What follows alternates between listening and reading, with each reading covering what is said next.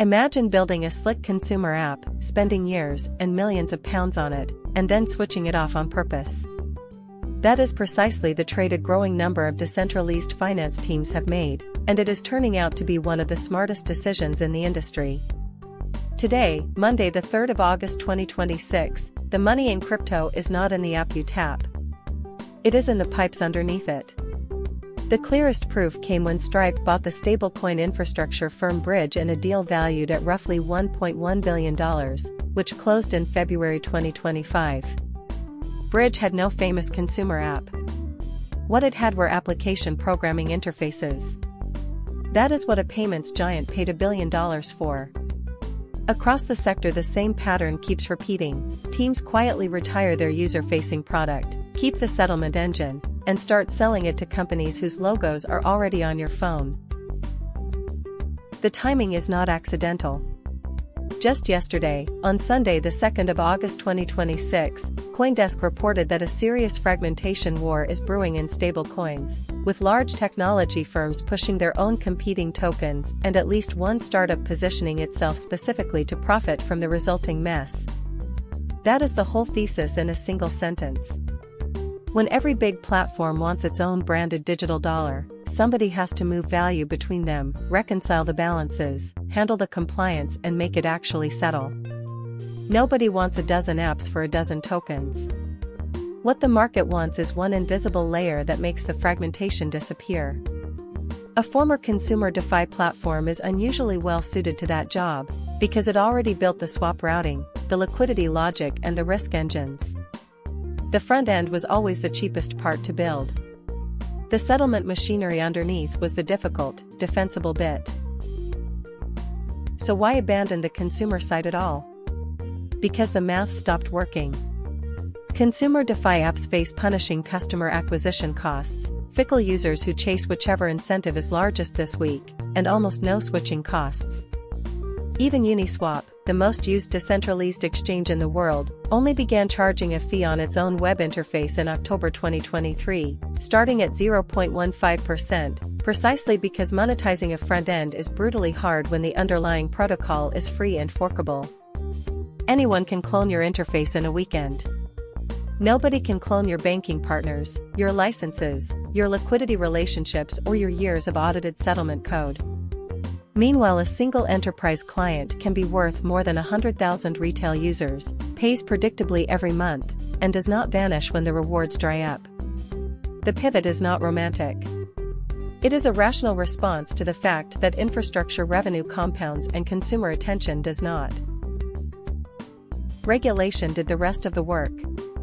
The European Union's markets in crypto assets rules became fully applicable on the 30th of December 2024, and in the United States the Genius Act was signed into law on the 18th of July 2025, creating a federal framework for payment stablecoins for the first time. Both achieved the same thing: they made it legal for serious institutions to touch this technology, while simultaneously making it expensive and complicated to do so. That combination is the perfect market for a backend supplier. A retail bank, a fintech, or a large technology platform now has clear permission to launch stablecoin payments, but no appetite whatsoever to build custody, reserve attestation, transaction monitoring, and chain integrations from scratch. Circle's arrival on the New York Stock Exchange in June 2025 confirmed where the price sits. Value accrues to whoever runs the rails, not to whoever wins the download charts. So what does this mean for you in practice? Mostly, it means the crypto you use is becoming invisible.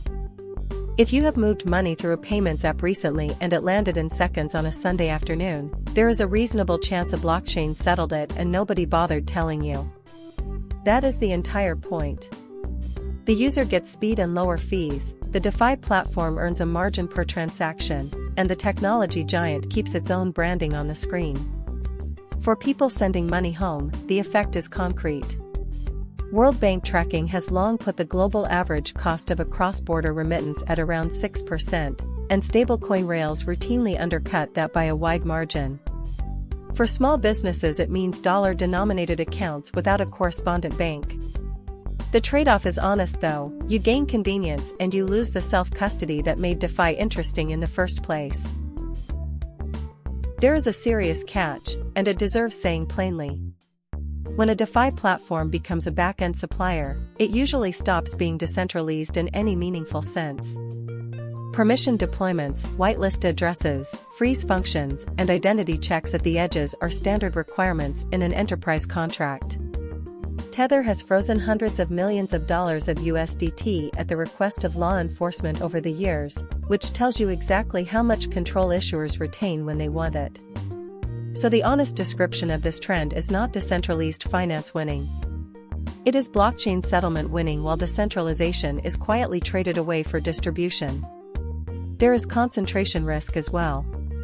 If a handful of invisible backends process payments for several major platforms, a single outage or exploit stops being a crypto story and becomes a mainstream payments failure.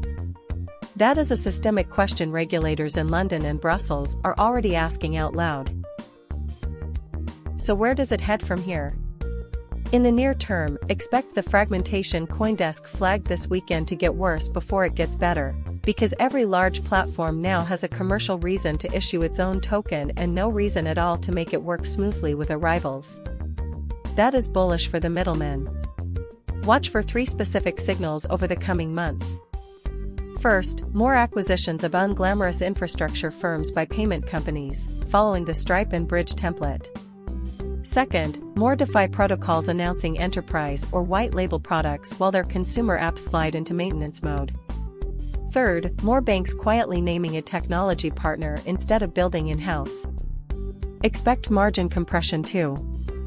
Basic issuance and transfers are commoditizing quickly, so the durable money will sit in the harder layers: foreign exchange between tokens, compliance tooling, and guaranteed instant settlement. Boring, essential, and very difficult to replace. Here is the takeaway to hold on to. The DeFi platforms that ditched their consumer apps did not give up. They worked out that in payments the winner is rarely the brand on the screen. It is the company that owns the settlement layer nobody ever sees. Visa did not win by being fun to use. It won by being everywhere and effectively invisible. The teams making this pivot in 2026 are running exactly the same play, with faster rails and better margins. For you as a viewer, the practical lesson is straightforward. When you assess a crypto project from now on, stop asking how many users its app has, and start asking who pays it every single month and what would actually break if it vanished tomorrow. That one question separates real businesses from expensive experiments. The next generation of crypto giants will probably not have an app you have ever heard of.